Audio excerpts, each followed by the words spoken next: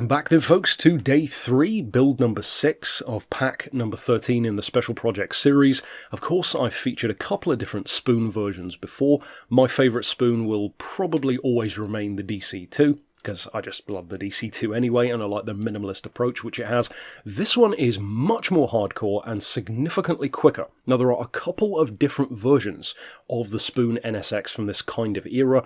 One of them of course has the snorkel on the roof, which I believe is based on the GT version, which itself is a pretty insane car, which Forza's featured quite often. Gran Turismo surprisingly has never had it, and I also find it surprising, maybe even more so, that Gran Turismo even has never had this one. Because we've had Spoon, we've had plenty of NSXs, we all know that, so not to have a Spoon NSX seems like a strange oversight.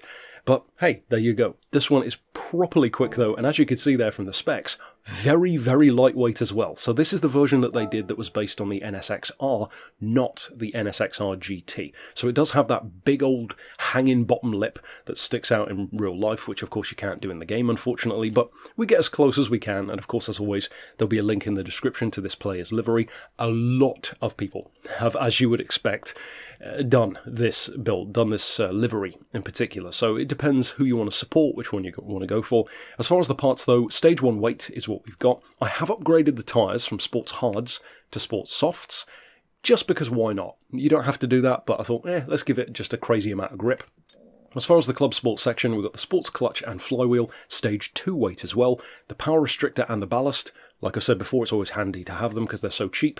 As far as the semi-racing bits, we've got the fully customised diff. I've gone for the manual fully customised transmission for that bit more mechanical and, well, mechanical feel, and also for a slightly lower point level as well. As far as the racing stuff, we've got the balance tuning, the racing silencer, the discs and pads. I've said it before, but for those who are new, it doesn't really matter if you go for slotted, drilled, or you could go for carbon ceramics.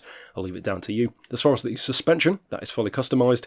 And then for the extreme stuff, as usual even, I often go for the steering angle adapter for that extra turn in. It's usually for drifting, but it does come in handy for other cars as well. And for the ultimate stuff, nothing is fitted there at all. So it's actually a fairly simple build. And I am running it based on the real-world specs of the car, at least that I could find, which is 320 horses and about 1,088 kilos. So those are pretty strong numbers for an already very strong car.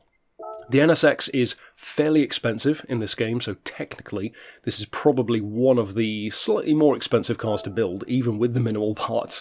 So as far as the point level, it's not too bad.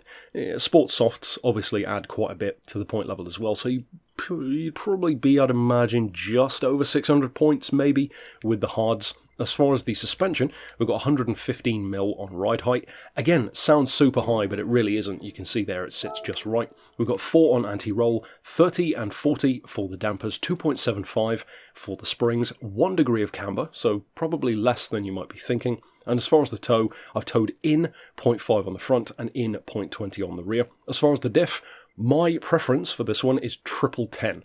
Not everyone will like it, but I think many of you probably will, because it's actually a really good car to drive. So give it a try, and then of course if you want to change it, you can.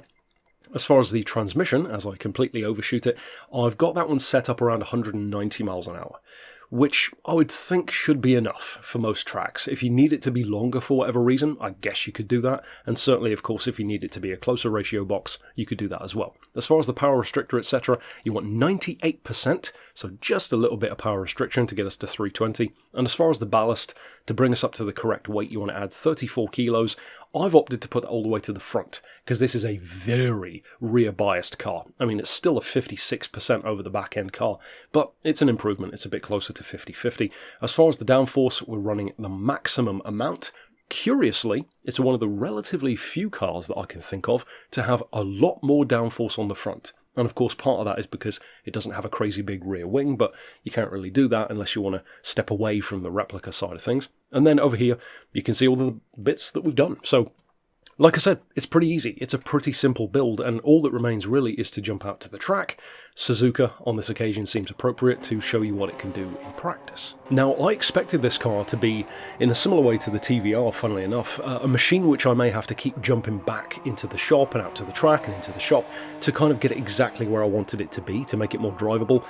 That didn't really happen that way. The NSX I do have a mixed history with. The road cars I tend to have a better history with, but the racing ones, for example, I've said it before, I find them a bit weird through corners sometimes in the older games.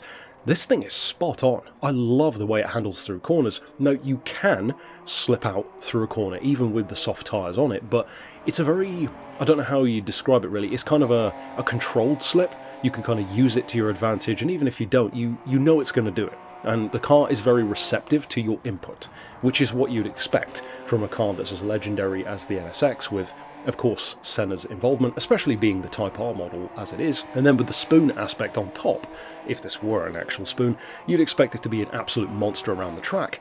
Well, spoiler alert, this thing really is, because here at Suzuka, this is 3 seconds quicker, if I recall correctly, than my Mines Skyline special project. And that thing has got a huge power advantage over this car, and the Skyline isn't exactly a bad track car. So to be 3 seconds quicker, of course with Sport Soft, so that is a bit of an advantage there, but still, that's a huge gulf between the two cars, and it shows you just how quick this thing can be at not much more than 600 points. 634 is pretty reasonable, so if you needed, say, a 600 point car, you could slap it on hards instead, maybe even if you wanted to get dangerous, put it on some comfort tyres, and yeah, the potential is definitely there for it to be pretty useful. And it all adds up to the fact that, like I said earlier on, if the real thing is anywhere near as good as this, which I'm sure it's even better, again, why on earth would Gran Turismo never feature the Spoon NSX? Clearly they have no issues with licensing Honda NSXs or Spoon cars, so it's a weird omission not to have it in the game. But if you decide to do this with one of your NSXs,